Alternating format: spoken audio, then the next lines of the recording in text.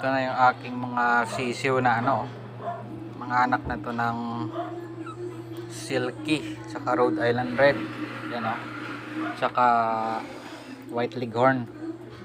Yan sila wala na, ginipa na yung namin doon, yung dati namin natirahan, yung malawak sa likod nun, may maliit na may malaki yung doon yung space. Wala na, lumipat na kami ngayon. Ito yung kulungan nila sa loob na yan nasa loob ng bahay. Yan 4 na piraso na lang yung tinira ko. Yan yan yung kulungan nila yan. Wala, talagang para-paraan lang. Ayaw ko naman silang ipamigay, sayang. Yan yung breed, ako na sarili ko ng breed yan yan 4 na piraso.